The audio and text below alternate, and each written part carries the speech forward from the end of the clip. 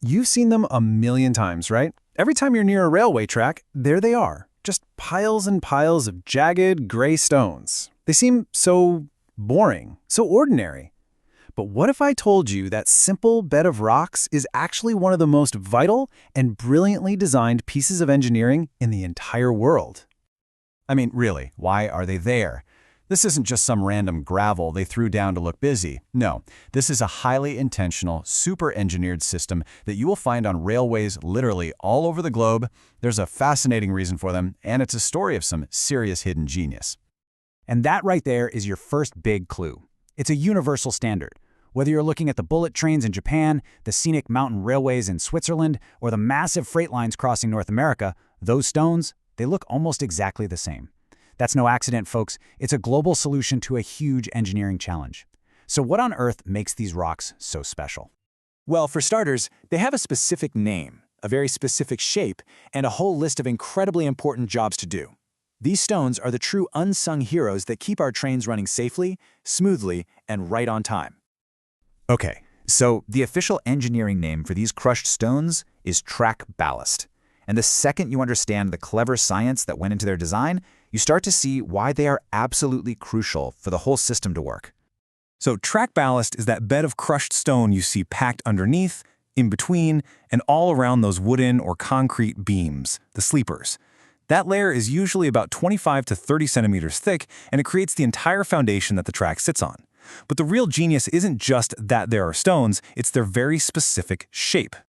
And this is where it gets really interesting. Look at this comparison. The ballast stones are always jagged, with sharp, angular edges. They are never ever smooth and round like the river pebbles you see on the right. Now, why does that matter so much? Well, because under the crushing weight of a train, those jagged edges actually lock into each other. They interlock, creating this one, single, incredibly strong and stable mat. If you tried to use smooth pebbles, they'd just slide around like marbles. The track would shift, and that would lead to a catastrophic failure. But get this, providing that stable foundation, that's just the beginning. This humble pile of rocks is a master multitasker, performing 7, count 'em, 7 critical jobs all at the same time. Let's break down all 7 of them. So jobs 1 and 2 are the big ones, stability and strength. The ballast locks those sleepers or ties firmly in place so they can't shift side to side or up and down when a massive train comes thundering past. It also takes that immense, focused weight of the train and spreads that load out evenly across the ground. Without it, the tracks would just sink right into the dirt. Third, it acts as a giant shock absorber. The ballast dampens all those intense vibrations from the train.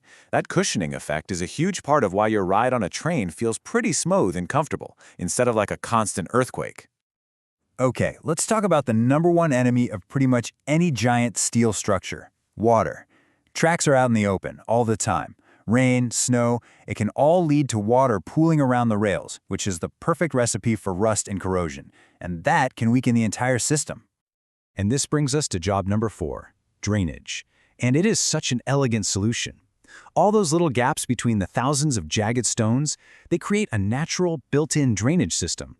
Rainwater just flows right through the ballast and away from the tracks, keeping the steel dry and stopping it from degrading. Brilliant, right? And believe it or not, we're not done yet. The ballast also handles environmental control. It stops weeds and other plants from growing up and messing with the track structure. Its rough, jumbled surface is also surprisingly good at absorbing sound, which makes trains quieter for people who live nearby. And finally, it helps manage the expansion and contraction of those long steel rails when the weather gets super hot or cold. So you might be thinking, okay, you lay down the rocks and the job is done forever, right? Well, turns out this incredibly tough foundation is surprisingly high maintenance. See, over the years, the ballast just gets completely gunked up with dirt, mud, dust, coal dust, you name it. And when that happens, all those important gaps between the stones get filled in. This totally messes up its ability to do its jobs, especially its ability to drain water. A clogged ballast is a useless ballast. Because of this, track ballast has to be regularly inspected and cleaned. And they have these amazing, specialized machines called ballast cleaners. They literally scoop up all the stones, shake them on these giant vibrating screens to sift out all the dirt, and then they put the clean stones right back where they were. Eventually, though, the stones get worn down and have to be replaced entirely. So when you put it all together, from holding the track in place and spreading the load to giving you a smooth ride, fighting off rust, and even stopping weeds, it becomes pretty clear that track ballast is the true, unsung hero of the railway. You know, this quote from our source material just hits the nail on the head. What looks like a random pile of rocks is, in fact, the backbone of a global industry. It is just an incredible piece of foundational tech hiding in plain sight. So the next time you're waiting at a station and you look down at the tracks, you're not going to just see rocks anymore, are you? You'll see this clever, multi-talented system that proves, yet again, how the simplest things can hide the most brilliant engineering. Kind of makes you look at the world a little differently, doesn't it? What other invisible engineering is all around us, doing these critical jobs that we just never even notice? It's definitely a question worth thinking about.